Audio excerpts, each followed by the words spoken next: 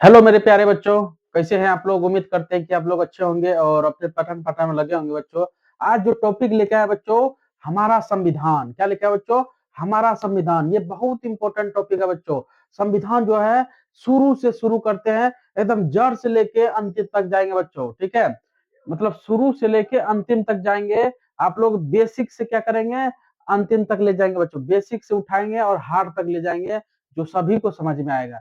चलिए स्टार्ट करते हैं। भारत का संविधान कहाँ से बच्चों? भारत का संविधान पहले शुरुआत करते हैं बच्चों 1773 ईस्वी से। मतलब जब हम लोग 1757 का युद्ध जब हुआ था, उस समय से स्टार्ट करते हैं संविधान के बारे में। ठीक ना। पहला है कि संविधान लिखित नियमों की एक ऐसी किताब है जिसे किसी भी देश में रहने वाले सभी लोग सामूहिक रूप से मानते हो। मतलब ऐसा किताब है बच्चों संविधान, जो जो जिस किसी भी देश में रहने वाले सभी लोग सामूहिक रूप से मानते हैं। सभी लोग को संविधान को मानना पड़ेगा। ठीक है, उसीलिए।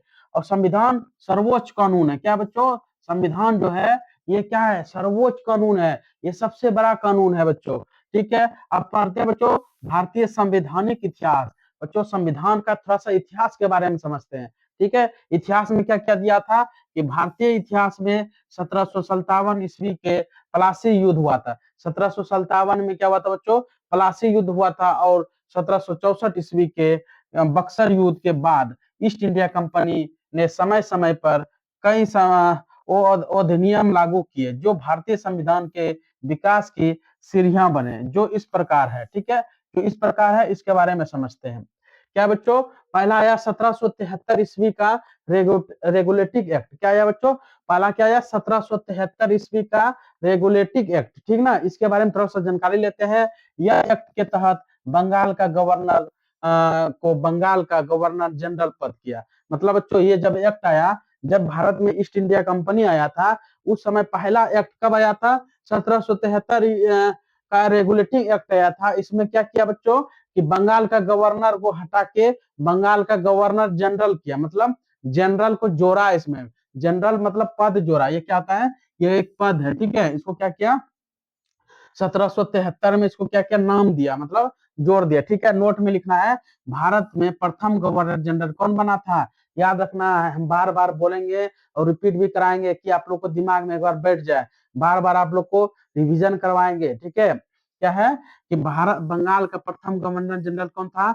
लॉर्ड वारेन हेस्टिंग्स था। कौन था? लॉर्ड वारेन क्या था? हेस्टिंग्स था। ठीक है, याद रखना क्या था बच्चों? हेस्टिंग्स था।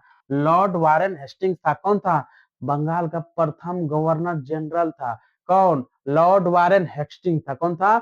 लॉर्ड वारेन हेस्टिंग था। कौन था? Lord Warren Hasting. ठीक है, याद रखना है। उसके बाद बच्चों इस एक्ट के तहत कोलकाता में क्या हुआ? कोलकाता में 1774 ईस्वी में, कब? 1774 ईस्वी में एक उच्चतम न्यायालय, मतलब उच्चतम न्यायालय का स्थापना किया। मतलब बच्चों उच्चतम न्यायालय, हाई मतलब हाई कोर्ट। क्या बच्चों? हाई कोर्ट, उच्चतम न्यायालय। ठीक है, हाई कोर्ट, सुप्रीम कोर्ट बोलता है बच्चों। तो वो क्या हो जाता है? उच्चतम न्यायालय मतलब क्या हुआ? सुप्रीम कोर्ट ही हुआ। क्या हुआ बच्चों? सुप्रीम कोर्ट ही। उच्चतम न्यायालय क्या हुआ? सुप्रीम कोर्ट का क्या किया? यह स्थापना किया। कब? 1774 ईस्वी में। कब क्या बच्चों? उच्चतम न्यायालय मतलब ऊंचा न्यायालय। ठीक है, उच्च न्यायालय का स्थापना कब किया? 1774 ईस्वी में। इसमें एक मुख्य न्यायाधीश एवं 3 अन्य न्यायाधीश थे। क्या थे? एक मुख्य न्यायाधीश थे और 3 अन्य न्यायाधीश। मतलब एक मेन था और 3 अलग अलग था। मतलब 3 न्यायाधीश था और एक मुख्य न्यायाधीश थे। ठीक है, नोट में लिखना है प्रथम मुख्य न्यायाधीश क्या कौन था? प्रथम सबसे पहला सर एलिजा इम्फे। क्या था? Sir Elijah Impey. ये क्वेश्चन पूछता है बच्चों। ये क्वेश्चन जो है, ये क्वेश्चन वीवीआई है। क्या है? वीवीआई है, याद रखना। ये क्वेश्चन जो है पूछता है बार बार। क्या? प्रथम मुख्य न्यायाधीश कौन था? प्रथम मुख्य न्यायाधीश कौन था बच्चों? प्रथम मुख्य न्यायाधीश कौन था? Sir Elijah Impey. Sir Elijah Impey. Sir Elijah Impey थे। कौन थे? सर एलिजा इम्फे थे। बार बार रिपीट करवा रहे हैं कि आप लोग को दिमाग में बैठ जाए। ठीक है, उसके बाद क्या बच्चों? उसके बाद है 1784 ईस्वी का पीस्ट इंडिया एक्ट आया। क्या आया बच्चों? 1784 का पीस्ट इंडिया एक्ट आया। कब आया? 1784। मतलब 1773 के बाद क्या आया? 1784 आया पीस्ट इंडिया एक्ट। ठीक है, इस एक्ट के तहत द्वैत शासन दिया, मतलब दोहरा शासन का प्रारंभ किया। ये 1784 में दोहरा शासन हम लोग का भारत में किया। दोहरा शासन क्या हुआ समझता है? मतलब केंद्र वाला अलग हुआ और राज्य वाला अलग हुआ, मतलब दो शासक कर दिया। ठीक है, पहला है बच्चों, पहला क्या बनाया बोर्ड ऑफ डायरेक्टर बनाया। जो व्यापारिक मामले था, वो व्यापारिक मामले कौन करेगा? बोर्ड ऑफ डायरेक्टर कौन करेगा बच्चों? व्यापारिक मामले बोर्ड ऑफ डायरेक्टर करेगा। और बोर्ड ऑफ कंट्रोलर कौन करेगा? राजनीतिक मामले। मतलब बच्चों अंग्रेजों ने क्या दिमाग लगाया कि बोर्ड, दो उसमें बोर्ड कर दिया, मतलब ईस्ट इंडिया कंपनी को दे दिया बच्चों, ईस्ट इंडिया कंपनी को व्यापारिक मामले दे दिया, बोर्ड ऑफ डायरेक्टर बना दिया। और क्या क्या, बोर्ड ऑफ कंट्रोलर बना दिया, जो राजनीतिक के बारे में वहां पर शासन करे। राजनीतिक मामले में ये करेगा, बोर्ड ऑफ कंट्रोलर करेगा। और व्यापारिक मामले जो व्यापार करेगा वो कौन करेगा बच्चों? बोर्ड ऑफ डायरेक्टर करेगा। कौन करेगा? बोर्ड ऑफ डायरेक्टर करेगा। मतलब वहां पर द्वैत शासन ला दिया, द्वैत शासन। अगर हर हर हमेशा पूछता है क्वेश्चन, कोई भी एग्जाम दो उसमें हर हमेशा क्वेश्चन क्वेश्चन क्या पूछता है? 1784 में ईस्ट इंडिया कंपनी कब किया था? 1704 में दोहरा शासन। याद हमेशा पूछेगा, द्वैत शासन कब लागू हुआ? द्वैत शासन 1774 में। और उसको क्या बोलते हैं? ईस्ट इंडिया एक्ट बोलते हैं। क्या बोलते हैं? East India act 1784 east India के एक्ट बोलते हैं। ठीक है, याद रखना, इसको द्वैत शासन बोलते हैं।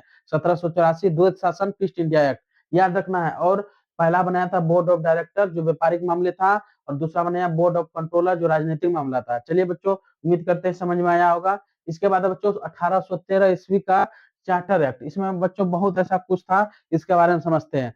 पहला क्या है? इस चार्टर द्वारा पहली बार ईसाई ईसाई मिशनरियों को भारत में धर्म प्रचार का अनुज्ञा दी गई। मतलब बच्चों इस एक्ट में, मतलब ईसाई धर्म को भारत में प्रचार प्रसार करने के लिए दिया। क्या दिया? ईसाई धर्म को भारत में क्या दिया? प्रचार प्रसार करने, धर्म के बारे में। ठीक है, उसके जागरूकता बताने के लिए। और दूसरा क्या है?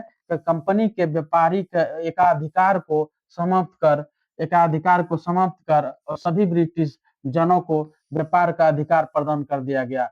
किंतु चीन के साथ व्यापार और चाय के व्यापार के अधिकार बनाने रखा गया। मतलब बच्चों इसमें क्या किया कि ब्रिटिश को छोड़ के अलग देशों को भी आमंत्रित किया भारत में कि आप भी भारत में आइए और व्यापार कीजिए। लेकिन किसको? चीन और चाय को, मतलब चीन को नहीं आने दिया और चाय के व्यापार को किसी को करने नहीं दिया। ठीक है, ये एक्ट में दिया था। क्या, कौन सा एक्ट में? 1813 ईस्वी में। क्या? 1813 ईस्वी का चार्टर एक्ट में दिया था कि चीन के साथ व्यापार और चाय के साथ व्यापार का एकाधिकार बनाया रखा। मतलब चीन के साथ व्यापार करना और चाय के साथ व्यापार करना ये दूसरे को नहीं दिया। ठीक है, उसके बाद क्या करा बच्चों? भारतीय की शिक्षा पर प्रति वर्ष 1 लाख रुपया खर्च करने का उपलब्ध किया गया। मतलब बच्चों इसी में भारतीय लोगों के लिए 1 लाख का मतलब बजट निकाला कि 1 लाख रुपया शिक्षा पे खर्च करो। क्या करो? शिक्षा पे खर्च करो, भारतीय के लिए शिक्षा पे खर्च करो। कितना रुपया दिया था? 1 लाख रुपया खर्च किया था। कितना दिया था बच्चों? 1 लाख रुपया खर्च कराया था। और स्थानीय स्वास्थ्य स्वास्थ्यशाही संस्थानों को करारोपण का अधिकार दिया गया। ठीक है, इस राजलेख द्वारा कोलकाता हुआ, बंबई हो गया, मद्रास हो गया, सरकारों द्वारा निर्मित विधेयकों को ब्रिटिश संसद द्वारा अनुमोदन अनिवार्य कर दिया गया। ठीक है, उसके बाद बच्चों ब्रिटिश साम्राज्य की स्वीकृति से कंपनी का गवर्नर जनरल को गवर्नर्स तथा प्रधान सेनापतियों का नियुक्ति का अधिकार दे दिया। बच्चों गवर्नर जनरल का और सेनापति का नियुक्ति का अधिकार इसी एक्ट में दिया गया था। ठीक है, इस एक्ट के बारे में और थोड़ा सा समझते हैं ना। इसके बाद आया बच्चों 1833 का चार्टर एक्ट आया। क्या आया? 1833 का क्या है? Charter act. इसमें देखो बच्चों क्या क्या दिया हुआ, इसको समझते हैं। पहला इसमें दिया है बंगाल के गवर्नर जनरल के संपूर्ण भारत का गवर्नर जनरल बना दिया। मतलब बच्चों 1833 में, ये बहुत इंपॉर्टेंट है। क्या है? 1833 में चार्टर एक्ट में क्या कहा कि बंगाल के गवर्नर जनरल, बंगाल के जो गवर्नर जनरल था उसको भारत का गवर्नर जनरल बना दिया। मतलब बंगाल का जो गवर्नर जनरल का पद, जो नाम था, उसको नाम को चेंज करके क्या बनाया? भारत का गवर्नर जनरल बनाया। ठीक है, इसमें नोट में लिखना है कि भारत का प्रथम गवर्नर जनरल कौन था? भारत का प्रथम गवर्नर जनरल अगर पूछेगा बच्चों, ये हमेशा पूछता है, ये जो है ये हमेशा वीवीआई दे दो बच्चों, ये सभी एग्जाम में पूछता है। ठीक ना, हमेशा याद रखना है। भारत का प्रथम गवर्नर जनरल कौन था? लॉर्ड विलियम बेंटिंग था। कौन था? लॉर्ड विलियम बेंटिंग था। कौन था? लॉर्ड विलियम बेंटिंग था। ठीक है, याद रखना, बेंटिंग, बेटिक, लॉर्ड लॉर्ड विलियम बेटिक, ठीक है, बेटिक था, ठीक ना, याद रखना। इस एक्ट के परिणाम स्वरूप प्रथम विधि आयोग का स्थापना हुआ। इसमें बच्चों इस एक्ट में प्रथम विधि आयोग का भी स्थापना हुआ था। प्रथम विधि आयोग का भी स्थापना 1833 में हुआ था। कब? प्रथम विधि आयोग का, ठीक ना। प्रथम विधि आयोग का अध्यक्ष लॉर्ड मेकाले था।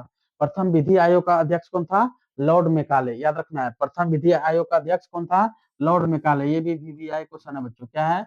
ये भी वीवीआई क्वेश्चन है। प्रथम विधि आयोग का अध्यक्ष कौन था? लॉर्ड मेकाले, लॉर्ड मेकाले, याद रखना, ठीक है। उसके बाद है, उसके बाद आया बच्चों 1858 का भारत का अधिनियम। क्या आया बच्चों? 1958 का, 1858 का भारत शासन अधिनियम आया। क्या आया?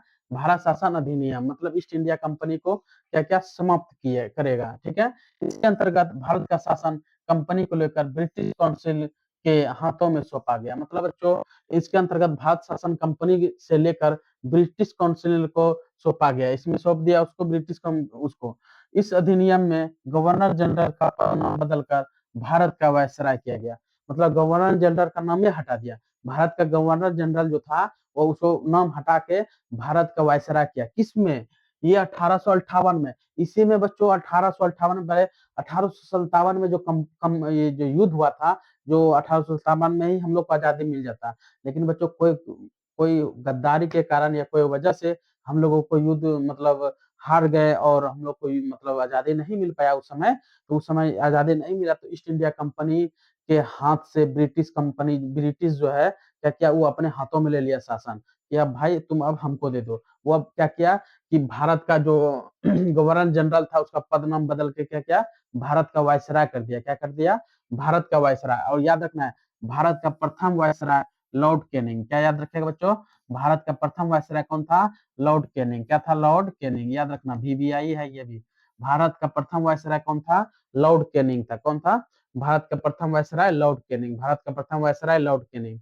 कौन था बच्चों? भारत का प्रथम वायसराय लॉर्ड कैनिंग, याद रखना है, भारत का प्रथम वायसराय लॉर्ड कैनिंग था। चलिए बच्चों, उसके बाद है 1909 का मार्लो मिंटो सुधार अधिनियम आया। क्या आया बच्चों? 1909 का मार्लो मिंटो सुधार एक्ट आया। इसमें क्या बताया बच्चों? इसमें वायसराय लॉर्ड मिंटो, भारत का सचिव लॉर्ड मार्ले था। कौन था वायसराय? तभी कौन था? लॉर्ड मिंटो था। उस समय 1909 में वायसराय कौन था? लॉर्ड मिंटो था। और भारत का सचिव कौन था? लॉर्ड मार्ले। कौन था? लॉर्ड मार्ले। और वायसराय कौन था? Lord Minto. और भारत का सचिव कौन था? लॉर्ड मार्ले, ठीक है, याद रखना। उसके बाद इस एक्ट द्वारा सांप्रदायिक प्रतिनिधित्व का आरंभ हुआ। क्या हुआ? सांप्रदायिक और प्रतिनिधित्व का आरंभ हुआ। नोट में लिखना है, मुसलमानों के लिए पृथक निवाचक मंडल तथा पृथक निवाचक प्रतिनिधियों का प्रावधान किया गया। मतलब बच्चों मुसलमानों के लिए पृथक निर्वाचन मंडल, मतलब बच्चों मुसलमानों के लिए मतलब वोट देने का अधिकार जो है वो दिया गया। मतलब उसी का पार्टी का मतलब खड़ा होगा और निर्विरोध मतलब वोट देगा। मतलब मुसलमान है तो मुसलमाने ही वोट देगा। और तथा पृथक और निर्वाचित प्रतिनिधियों का प्रावधान किया गया।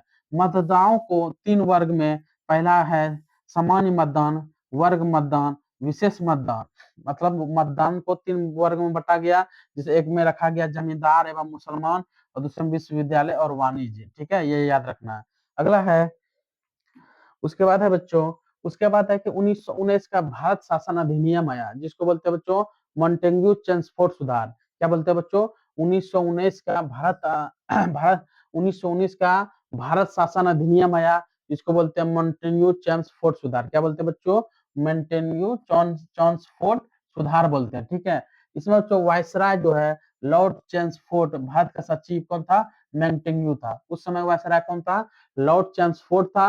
और भारत का सचिव कौन था? मॉन्टेग्यू था, ठीक है ना। इस समय जब 1919 में भारत शासन अधिनियम आया, उस समय वायसराय लॉर्ड चेम्सफोर्ड था और भारत का सचिव कौन था? मॉन्टेग्यू। इसीलिए उस समय मॉन्टेग्यू चेम्सफोर्ड सुधार नाम रखा गया, ठीक है। उसके बाद बच्चों इसके अंतर्गत प्रांतों में द्वैत शासन का स्थापना किया। वहां पर बच्चों, वहां पर और कुछ था, यहाँ पर द्वैत शासन मतलब केंद्र का शासन अलग था और राज्य का शासन अलग था। उसमें क्या क्या था? द्वैत शासन का जनक बनाया लियोनस काटिलस। क्या बनाया? काटियस, लियोनस काटियस बनाया। कौन था द्वैत शासन का जनक? लियोनस काटियस। कौन था? लियोनस काटियस था। द्वैत शासन का जनक कौन था? लियोनस काटिनस था, ठीक है। कौन था? लियोनस काटिनस। उसके बाद है प्रांतीय शासन का दो भागों में बटा गया। पहला है संक्षिप्त विषय, दूसरा है हस्तांतरित विषय। संक्षिप्त विषय में प्रशासन गवर्नर उसी के कार्यकारी परिषद के द्वारा हुआ। उसके बाद हस्तांतरित मतलब प्रशासन विधान परिषद के प्रति उत्तरदायी के मंत्रियों की सहायता से किया। क्या किया बच्चों? मंत्रियों की सहायता से किया। इस अधिनियम द्वारा नरेंद्र मंडल जैसे 9 फरवरी 1921 की स्थापना दिल्ली में की गई थी, ठीक है ना। ये पॉइंट याद रखना है। इस अधिनियम द्वारा जो है ना नरेंद्र मंडल 9 फरवरी 1921 का स्थापना दिल्ली में की गई थी। नोट में याद रखना है, इस एक्ट द्वारा प्रथम बार महिला को वोट देने का अधिकार मिला। इसी एक्ट द्वारा प्रथम बार महिला को वोट देने का अधिकार मिला। इसी एक्ट के कारण इस अधिनियम द्वारा लोक सेवा आयोग का गठन किया गया। लोक सेवा आयोग क्या बच्चों? यूपीएससी हम लोग जो देते हैं, यूपीएससी हुआ, ये सब क्या लोक सेवा आयोग का गठन हुआ। किसमें? 1919 के अधिनियम में, ठीक है। तो इसी अधिनियम में लोक सेवा आयोग का गठन हुआ, ठीक है। लोक सेवा आयोग का गठन हुआ। नोट में याद रखना है, 1926 में सिविल सेवकों में भर्ती के लिए केंद्रीय लोक सेवा आयोग का गठन किया गया, ठीक है। मतलब 1926 में सिविल सेवाओं को भर्ती के लिए केंद्रीय लोक आयोग का गठन किया गया था, ठीक है। प्रथम लोक सेवा आयोग का अध्यक्ष बनाया था सर एस बारकर, बनाया था सर रॉस बारकर। याद रखना, प्रथम लोक सेवा आयोग का अध्यक्ष कौन था? प्रथम लोक सेवा आयोग का अध्यक्ष सर रॉस बारकर। क्या था बच्चों? सर रॉस बारकर था। प्रथम लोक सेवा आयोग का अध्यक्ष कौन था? Sir Ross Barker. कौन था बच्चों? प्रथम लोक सेवा आयोग का अध्यक्ष कौन था? Sir Ross Barker. कौन था बच्चों? लोक सेवा आयोग कौन था? Sir Ross Barker. कौन था? सर रॉस बारकर था, ठीक है। उसके बाद देखते हैं, उसके बाद भारत शासन अधिनियम 1935। बच्चों अब आया भारत शासन अधिनियम 1935 आया। क्या आया बच्चों? 1935। इसमें देखो बच्चों क्या क्या लिखा हुआ था। इसमें प्रस्तावना का अभाव था बच्चों, इसमें प्रस्तावना का अभाव था। इस एक्ट के तहत अखिल भारतीय संघ का स्थापना प्रावधान शामिल किया गया। इस एक्ट के तहत अखिल भारतीय संघ का स्थापना का प्रावधान किया गया। नोट में याद रखना बच्चों, यह संघ का 11 ब्रिटिश प्रांतों से छह चीफ कमिश्नर क्षेत्रों की देशी रियासत को बनाए जिसे प्रस्तावित किया गया। मतलब बच्चों यह संघ 11 ब्रिटिश प्रांतों को बनाया गया और 6 चीफ कमिश्नर क्षेत्रों का, मतलब 6 जो क्षेत्र था वहां का बनाया गया और देशी रियासत को बनाया गया, प्रस्तावित किया। इस एक्ट के द्वारा केंद्रीय स्तर में द्वैत शासन व्यवस्था लागू का प्रावधान किया गया। मतलब केंद्र में द्वैत शासन लागू करने का प्रावधान किया, ठीक है। उसके बाद इस अधिनियम द्वारा प्रांतों में द्वैत शासन समाप्त कर दिया। मतलब राज्य में द्वैत शासन समाप्त कर दिया और केंद्र में लगाया। इन्हें पूर्ण स्वायत्तता का प्रदान किया गया। प्रस्तावित संघ की स्थापना के उद्देश्य पूर्ति हेतु केंद्रीय एवं प्रांत सरकारों के बीच शक्तियों का विभाजन किया गया। क्या किया बच्चों? शक्तियों का विभाजन किया। इसी एक्ट में शक्तियों का भी विभाजन किया, ठीक है। उसके बाद है, उसके बाद जो संघ सूची, प्रांतीय सूची और समवर्ती सूची है बच्चों, इसके बारे में समझते हैं, तब आप लोग को द्वैत शासन के बारे में समझ में आएगा। क्या बच्चों? संघ सूची में 59 विषय था। कितना था बच्चों? संघ सूची में 59 विषय, प्रांतीय सूची में 54 विषय और समवर्ती सूची में 36 विषय था। कितना था? 36 विषय। ये समझना है, संघ सूची जो है ये केंद्र के लिए है, प्रांतीय सूची जो राज्य के लिए है, और ये दोनों के लिए। क्या बच्चों? ये क्या है? दोनों के लिए, ठीक है। पहला समझते ये राष्ट्रीय महत्व को देता था। क्या? राष्ट्रीय महत्व या स्थानीय महत्व को। क्या था ये बच्चों? ये स्थानीय महत्व, ये केंद्र एवं प्रांत का दोनों का कानून बना सकता है, ठीक है, समवर्ती सूची में। इसमें बच्चों जल हो गया, देखो संघ सूची में क्या क्या रखा था तभी? जल हो गया, थल हो गया, वायुसेना हो गया, विदेशी मामले हो गया, डाक हो गया, कार हो गया, बीमा हो गया, बैंक हो गया। ये सब क्या है? संघ सूची में आया। और हमारे राज्य में क्या आया? शांति आया, न्याय आया, न्यायालय आया, स्थानीय आया, स्वशासन आया, कृषि आया, शिक्षा आया, सड़कें आया, इत्यादि, ठीक है। और दीवानी एवं फौजदारी कानून, विवाह, तलाक, उत्तराधिकार, ये दोनों कर सकता है। दीवानी हुआ या फौजदारी हुआ या कानून हो गया, विवाह हो गया, तलाक हो गया, उत्तराधिकारी, ये दोनों कर सकता है, ठीक है। चलिए उसके बाद है क्या बच्चों? उसके बाद इस अधिनियम द्वारा संघीय न्यायालय का स्थापना किया गया। इस अधिनियम द्वारा क्या किया? संघीय न्यायालय का स्थापना किया गया। क्या क्या? संघीय न्यायालय का स्थापना किया गया। इस न्यायालय में एक मुख्य न्यायाधीश दो न्यायाधीश होंगे। क्या किया? एक मुख्य न्यायाधीश होंगे और दो न्यायाधीश होंगे। इसमें अंतिम अपील क्या पूर्वी परिषद के जा सकती थी। इस अधिनियम में संशोधन का अधिकार केवल ब्रिटिश पोलीमेट के पास किया था। इस अधिनियम द्वारा भारत परिषद समाप्त कर दिया गया। क्या? भारत परिषद को समाप्त कर दिया गया और सांप्रदायिक निर्वाचन पद्धति का विस्तार दलित जातियों के महिलाओं और मजदूर वर्ग तक किया गया। इस अधिनियम द्वारा बर्मा को भारत से अलग कर दिया गया। इसी अधिनियम द्वारा बर्मा जो है, हमारे म्यांमार जिसको बोलते हैं, उसको भारत से अलग किया गया इसी में। ठीक है। इस इंग्लैंड के औपनिवेशिक कार्यालय के अधीन कर दिया गया और बरार के शासन को दृष्टि से मध्य प्रांत का अंग बना दिया गया। ठीक है। इस अधिनियम में भारत को मिनी संविधान का दर्जा दिया गया। 1935 में ही मिनी का संविधान का दर्जा दिया गया था। क्या दिया गया? तो मिनी संविधान का दर्जा 1935 में। इसी में 1935 के अधिनियम में ही बच्चों वर्मा अलग हुआ था हमारे देश से। ठीक है, याद रखना है। और भारत का प्रथम संविधान 1935 का अधिनियम का प्रभाव प्रभाव क्या पड़ा था बच्चों? संघीय योजना, जो संघ इकाई है और केंद्र के अधिक शक्तियों का इत्यादि। ठीक है। द्विशक्ति का विधानमंडल बना था, राज्यों का राष्ट्रपति शासन था, राज्यपाल का पद मतलब था। मतलब बच्चों भारत में वर्तमान संविधान के 1935 अधिनियम का प्रभाव क्या क्या पड़ा था बच्चों? वह है। ठीक है। राष्ट्रपति द्वारा संकट काल की घोषणा किया गया और संघीय कानून और राज्य के कानून का विरोध होने की स्थिति को संघीय कानून को मान्यता दिया गया बच्चों। ये रहा आज का सेशन बच्चों। उम्मीद करते हैं कि आप लोग को समझ में आया होगा। और बच्चों इसका थोड़ा सा और विस्तार से हम बताने का कोशिश करेंगे। थोड़ा सा जो है आज टाइम कम था, इसलिए जल्दीबाजी में थोड़ा सा बच्चों खींचे। कोई बात नहीं, फिर मिलते हैं अगले वीडियो में अगले टॉपिक के साथ। इसके आगे थोड़ा सा बताएंगे संविधान के आगे में एक से लेकर जितना अनुच्छेद हो गया, अनुसूची हो गया, ये सब बच्चों क्लास में ही याद करवा देंगे। आप लोग खाली ध्यान से देखिएगा और टोटल हम क्लास में ही याद करवा देंगे बच्चों। ठीक है। चलिए बच्चों, अगले सेशन में मिलते हैं। यहीं तक रहा क्लास। जय हिंद, जय भारत।